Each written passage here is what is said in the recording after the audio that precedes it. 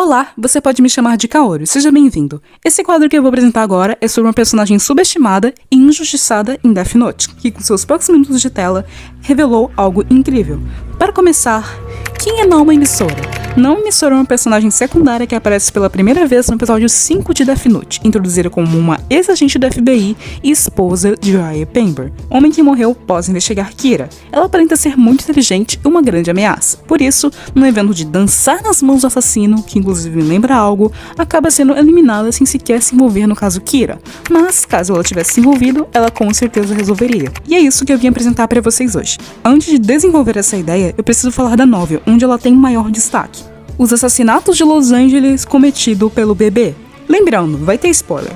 Ela e a Bebê é uma novel introduzida inicialmente por um personagem que a gente conhece, o Melo, onde conhecemos Beyond Birthday, um assassino que mata de um jeito anormal e é obcecado em superar a Ellie. E também em perfeccionismo, mas o detalhe a gente deixa pra um vídeo do bebê se quiser.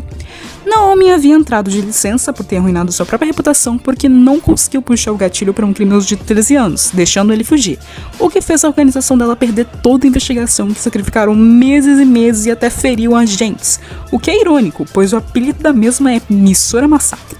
E com isso, ela contratou para resolver o caso. Ter sido chamada pelo maior detetive do mundo para ser seus olhos e mãos é um baita de um feito. Inclusive, se não fosse segredo, dá pra colocar no currículo, hein?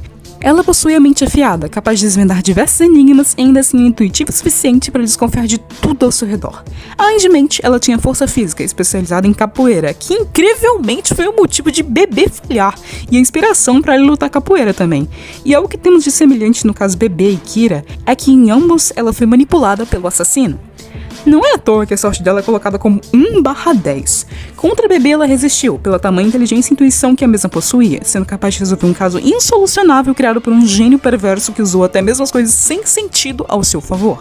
Mais tarde, contra a Light Yagami, ela é vencida por dois fatores: trauma profundo pelo luto e roteiro a favor de Kira, já que o próprio autor confirmou que ela precisava morrer por fugir fora do seu próprio controle e ser inteligente demais. E a psicologia prova que pessoas muito abaladas tendem a agir com maior sensibilidade em situações críticas, já que um trauma profundo é capaz de alterar o seu pensamento cognitivo e emocional, fazendo com que ela fique mais sensível e busque um suporte, o suporte pelo qual o Light deu, já que ele soube muito bem usar isso ao favor dele mesmo, né? Manipulando ela, dando as respostas que ela precisava, confortando ela também, dentre outros.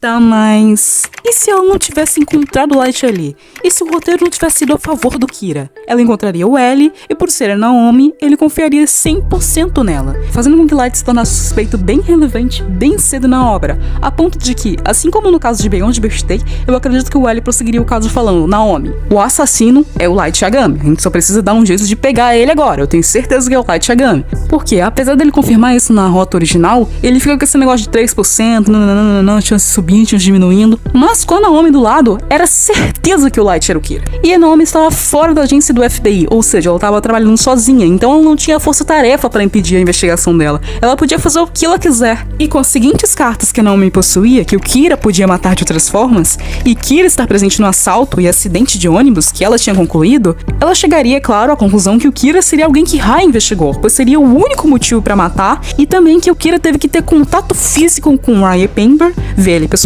para conseguir matá-lo. E analisando a cena da morte de Rye, é certeza que ele morreu para Kira, pois Rye é visto olhando aterrorizado para a porta do metrô.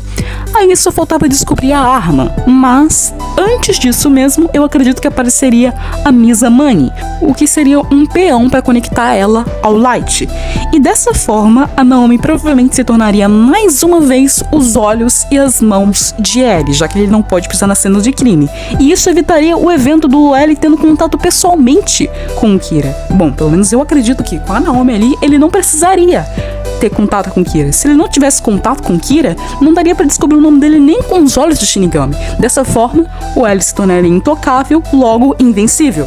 Com a aproximação de Misa Money, a Naomi Misora poderia se infiltrar, assim como Hell fez com Kiyomi, ou algo do tipo. Ou só analisar das sombras mesmo, já que a mulher é boa dos dois jeitos. E cá entre nós, a Misa não é muito difícil de mexer com o psicológico dela, então uma hora ou outra ela acabaria revelando alguma coisa, assim como ela também revelou na obra original, que foi o que fez o L condenar ela. Com o segundo querer revelado, a gente também revelaria alguns segredos, como por exemplo, o Shinigami. Então, o Light entraria numa situação bastante crítica, e se o L quisesse apelar, ele poderia fazer a Naomi Emissora revelar que trabalha com o L, fazendo o Light deslizar ainda mais, e também impossibilitando a Naomi de morrer, porque se ela morresse, o L saberia que o Light é o Kira. Então, o L ficaria lá na polícia, limitado à força-tarefa, enquanto a Naomi Emissora poderia agir de uma forma livre, já que ela não era vinculada a absolutamente nada. Porque, cá entre nós, o principal motivo do L falhar foi porque ele estava preso à força-tarefa. Tendentemente, seria uma caça infinita que o Light não conseguiria fugir, já que o mesmo admite que as pistas que ele havia deixado no cenário de Raia Pember eram cruciais para ir contra ele, e como a emissora tinha essas pistas, tchau tchau pro Light. Ele poderia arranjar qualquer plano idiota, como, sei lá, largar a posse do Death Note, usar a regra dos 13 dias a favor dele, mas só existe apenas um final: Light sendo derrotado por Naomi Emissora e L, pois é confirmado no novel do Beyond Birthday que se a Naomi Emissora tivesse chegado até o L, eles com certeza teriam resolvido o caso e o L teria sobrevivido. Essa foi a exposição de ideias de hoje. Se vocês tiverem algum outro personagem que vocês queiram que eu analise aqui no canal, comenta aí. A gente se vê na próxima. If you don't mind my asking, why do you keep checking your watch?